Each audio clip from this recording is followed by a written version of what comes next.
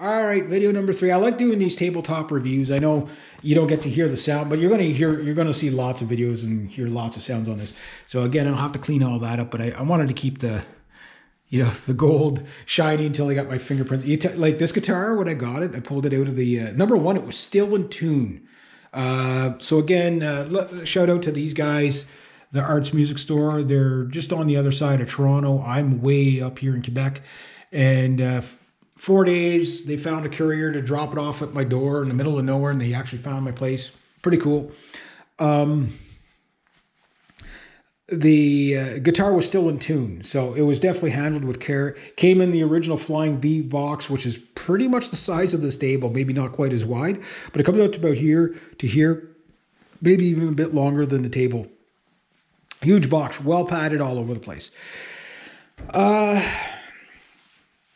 This guitar, is it going to be the last guitar I ever buy? No. Is it going to be the last flying V I ever buy? I don't know.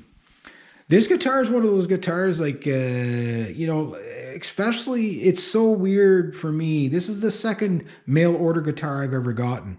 And I am very leery about mail order guitars. So this guitar, I've seen a guy, he got one and he did a review, and the neck had a piece of like a knot in the wood. And I mean, at the price that I paid for it, in even regardless if you're in Canada, the United States, or the UK, or anywhere in Europe, at this price range, the guitar should be as close to flawless as possible. The only thing I can nitpick on it is the tape line, which is very common with all the neck through the soloists. They're all like that. The only other Jackson that I could say that played better than this one so far is the Mick Thompson one, which I've tried 2 of.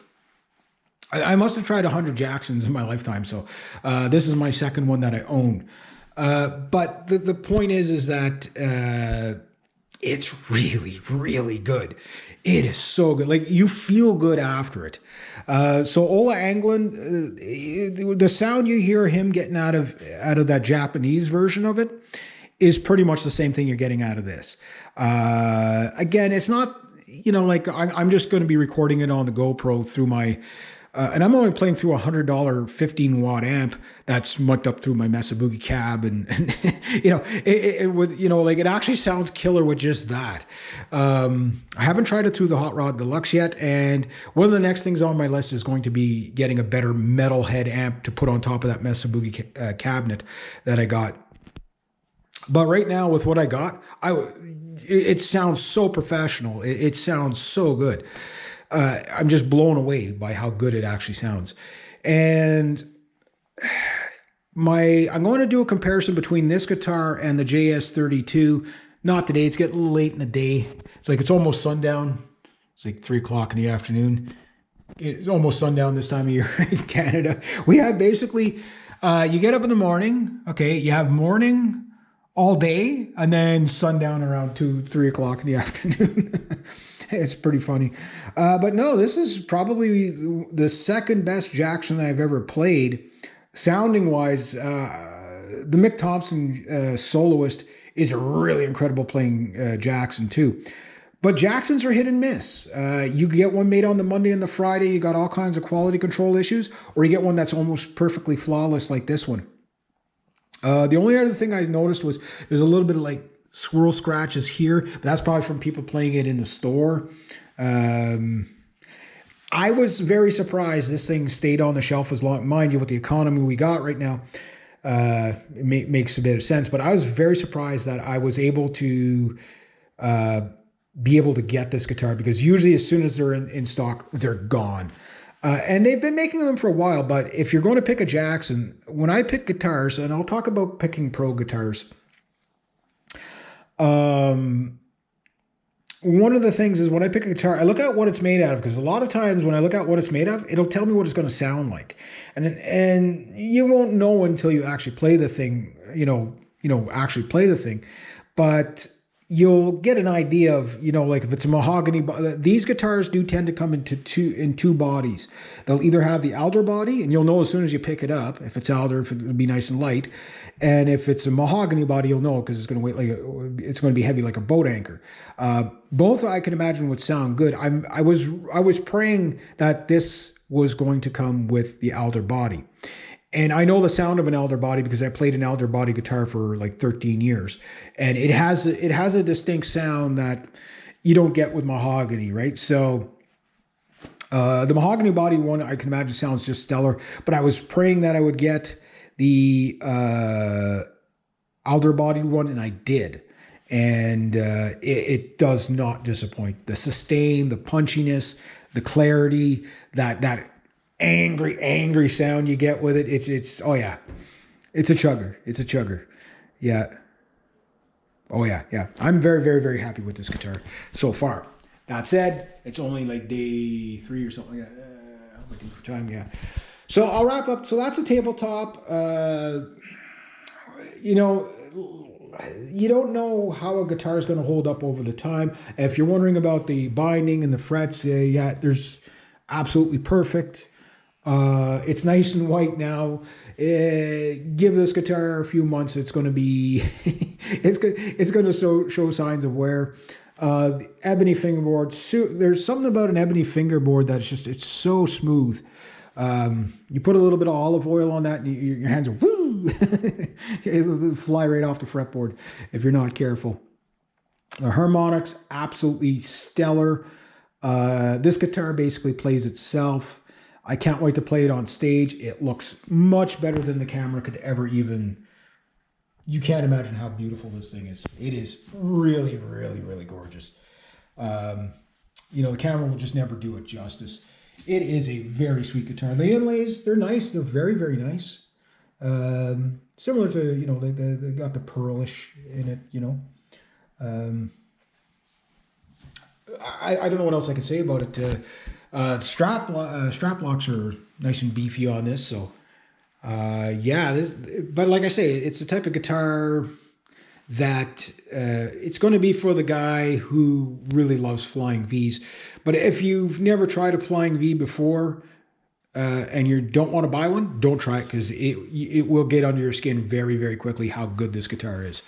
It is a pro guitar that you're getting bang for the buck so far. Now, mind you, 6 months down the later, my opinion might change, saying, oh, well, you know, the frets fell off of it, and the neck folded, and the action's high, and whatever.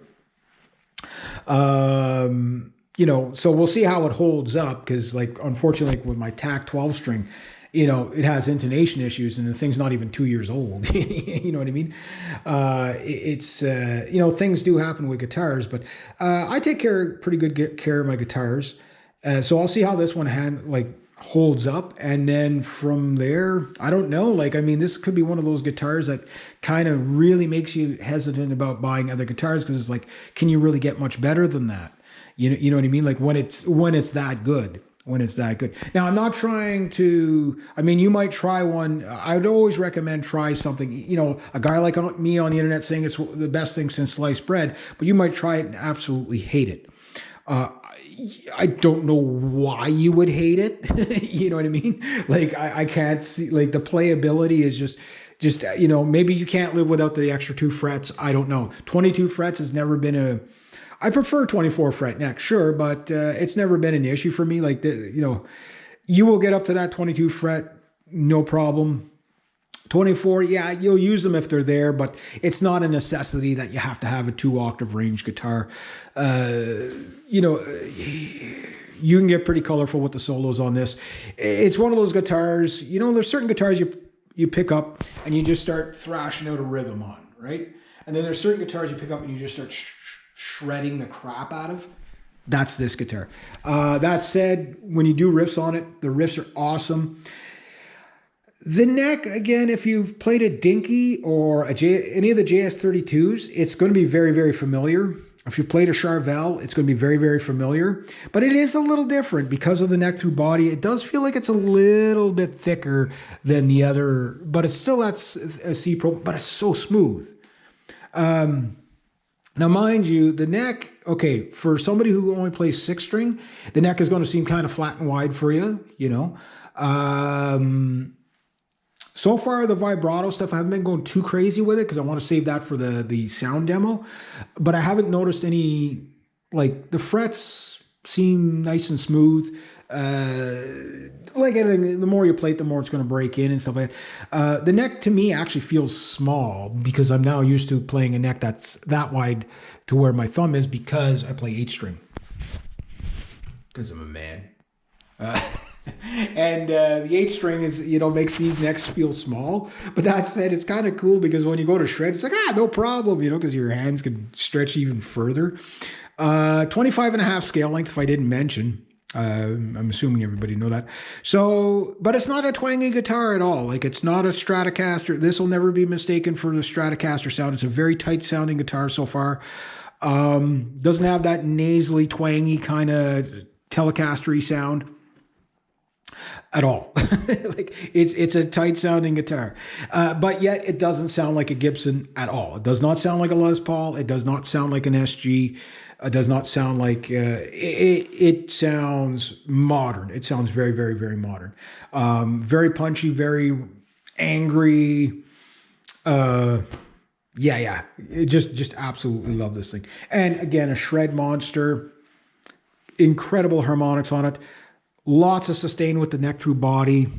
Always, if you can always get a neck through body, it's always going to give you the best sound. This guitar, I think, is going to be absolutely stellar at stage volume. But anyway, I'm going to leave it at about that. And I'm going to try to hopefully get you guys some sound demos very soon. There you go. Have yourselves a great day, eh?